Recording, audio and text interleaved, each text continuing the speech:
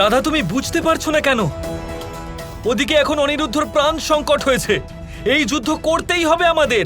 না দাদা, আমার পূর্ণ বিশ্বাস আছে কৃষ্ণ কোনো না কোনো পথ নিশ্চয়ই খুঁজে পাবে। রাধা, বোঝার চেষ্টা করো। অনিরুদ্ধের প্রাণ সংকট এখন। ও হলো অসুর। ও এত কিছু ভাববে না, ও মেরে ফেলবে ওকে। প্রস্থান করার আদেশ দিন বাবা। আপনারা দুজন যাবেন না। তাহলে কি তুমি একা যাবে কানাই? এই মুহূর্তে যদি কেউ যায় তাহলে যুদ্ধ অবশ্যম্ভাবী। সেই জন্য আমিও যাব না। আর যদি অনিরুদ্ধর কিছু হয়ে যায় তাহলে? অনিরুদ্ধ আমার পৌত্র, এক যোদ্ধাও। আমার বিশ্বাস রয়েছে ওর কিচ্ছু হবে না। কানাই নিঃসন্দেহে অনিরুদ্ধ একজন সর্বশ্রেষ্ঠ যোদ্ধা, কিন্তু ওই বানাসুর হলো অত্যন্ত শক্তিশালী এবং ধূর্ত। ঠিক আছে, আপনারা সকলে আমাকে একটু ভাববার সময় দিন। আর এখন আপনারা সকলে প্রস্তুত হয়ে যান। এ হলো উৎসবের সময়। উৎসব? কিসের উৎসব কানাই? ওখানে অনিরুদ্ধের প্রাণ সংকটে রয়েছে, আমার পৌত্রের প্রাণ সংকটে রয়েছে, আর তুমি কোন উৎসবের কথা বলছো কানাই? আপনারা সকলে শীঘ্রই সব জানতে পারবেন। আমি জানি এটা কঠিন বিষয়, কিন্তু আপনারা আমায় বিশ্বাস করুন। এইটুকু অনুরোধ করব সকলকে।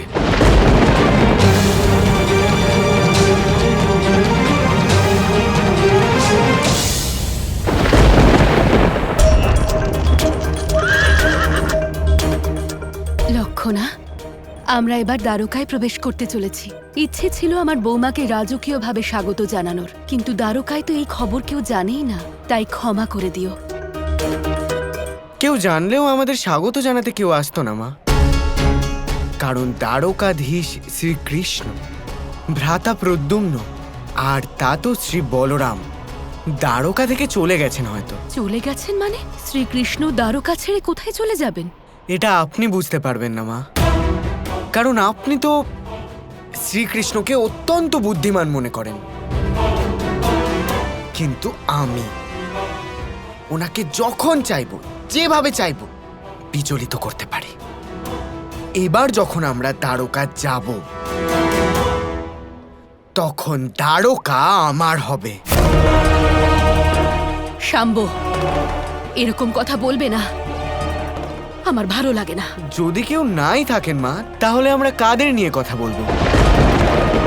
শ্রীকৃষ্ণ, বলরাম, প্রদ্যুম্ন, আর কেউ জীবিত ফিরতে পারবে না।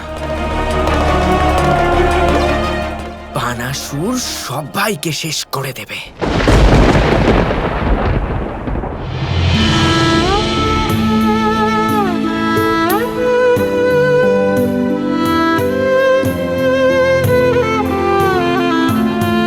কৃষ্ণ, আমার চিন্তা হচ্ছে। তুমি বলেছিলে যে তোমায় যুদ্ধ করতে হবে, যা খুব ভয়ানক হবে। হ্যাঁ রাধা, আর আমার ভয় হচ্ছে যে এই যুদ্ধকে আটকানো সম্ভব নয়। আর তুমি হলে আমার শেষ আশা রাধা। তুমি আমাকে কেন আটকালে? মহাদেবের সাথে যুদ্ধ কত ভয়ানক হবে সেটা। আমরা কি এই দ্বন্দ্ব প্রেমের দ্বারা জয় করতে পারি না? কি না জয় করেছো তুমি প্রেমের দ্বারা। আর ভাবো, আগামী দিনে এই সংসার কি ভাববে কৃষ্ণ, যে নিজের পুত্র শাম্বের জন্য কৃষ্ণকে মহাদেবের বিরুদ্ধে যুদ্ধ করতে হলো। ঠিক বলেছ তুমি রাধা। আমিও চাই না যে এই সংসার এ কথা ভাবুক যে শাম্ব এর জন্য দায়ী। এই কলঙ্কের দাগ শাম্বের উপর লাগুক। আমি চাই যে এই ভুল করেছে সে নিজেই এটা শুধরে নিক, তাও প্রেমের দ্বারা। সংসারের প্রত্যেক বাবা মায়ের তোমার মতো হওয়া উচিত কৃষ্ণ। শাম্বর এত বড় অপরাধের পরেও তুমি ওর উপর আশা ত্যাগ করনি।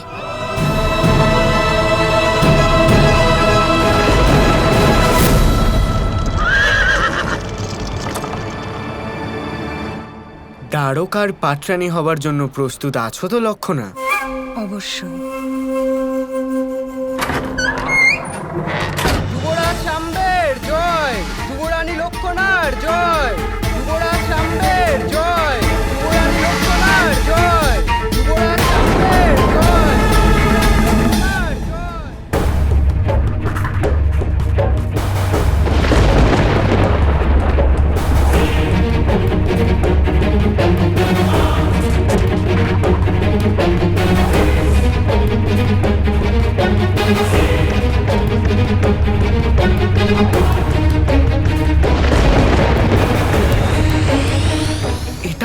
সম্ভব?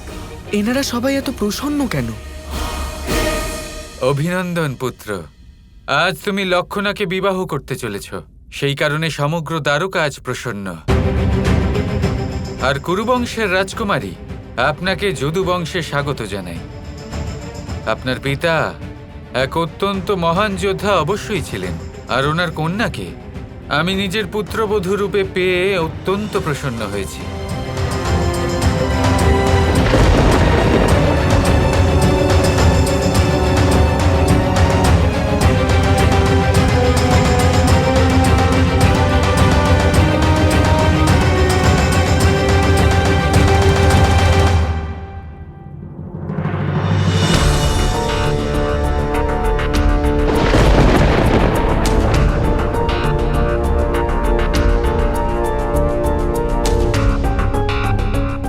কি হয়েছে? শ্রীকৃষ্ণ আর রাধা ছাড়া সবার মুখ এভাবে মলিন কেন?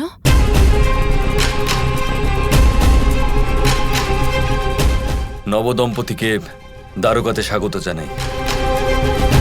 শাম্বের বিবাহের সমারোহ অদ্বিতীয় হবে। এই সংসারের সবথেকে অনন্য আয়োজন করা হবে।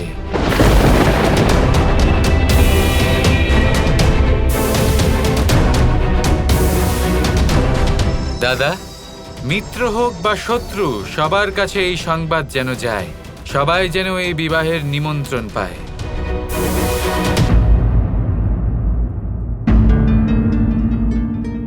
এইসব কি হচ্ছে? আমি জানি না, কিন্তু এইটুকু অবশ্যই নিশ্চিত যে কৃষ্ণ অবশ্যই কোনো পরিকল্পনা করেছেন। এসো শাম্ব, এসো লক্ষণা।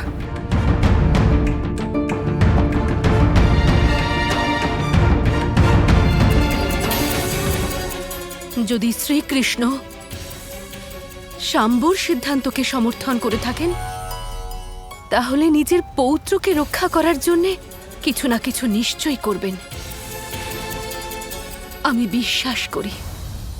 আমার সাথে ছল করা হয়েছে বানাসুর। তোমার সীমার মধ্যে আসার কোনো খারাপ উদ্দেশ্য ছিল না আমার। আমাকে বলা হয়েছিল যে তোমার মেয়ে উষার আমার সাহায্যের প্রয়োজন, সেই জন্যই আমি এসেছি। এই রকম সুবর্ণ সুযোগ যে ছেড়ে দেয় সে হলো মূর্খ কুমার। কিন্তু এই শিব ভক্ত বানাসুর কোনো মূর্খ নয়, বুঝেছো? তুমি সেই যার জন্য কৃষ্ণ এখানে আসবে। তুমি এখানে এসেছো বলে আমি ওই কৃষ্ণর ওপর নিজের প্রতিশোধ নিতে পারবো। এমনটা যেন না হয় যে তাতশ্রী আসার পর তোমার জীবনটাই না সমাপ্ত হয়ে যায়। উনি একা মহাভারত জয় করেছিলেন, ছলনা করে জিতেছিল, কিন্তু এবার সেই ছলেরই প্রতিশোধ নেব আমি। সর্বপ্রথম আমি কৃষ্ণকে মারব, আর তারপর আমার মেয়ে উষা তোমাকে। অসুররাজ বানাসুরের জয় হোক, দ্বারকা থেকে সংবাদ এসেছে। দেখলে বালক, আমার পরিকল্পনা শুরু হয়ে গেছে। কৃষ্ণ সংবাদ পাঠিয়েছে, যুদ্ধের নয়। এবারও এখানে এসে আমার সামনে হাঁটু গেড়ে বসবে আর তোমার প্রাণের জন্য ভিক্ষা করবে। সে যাই হোক বাবা, এই অনিরুদ্ধকে আপনি ছাড়বেন না। ও আমার সখীকে অপহরণ করিয়েছে।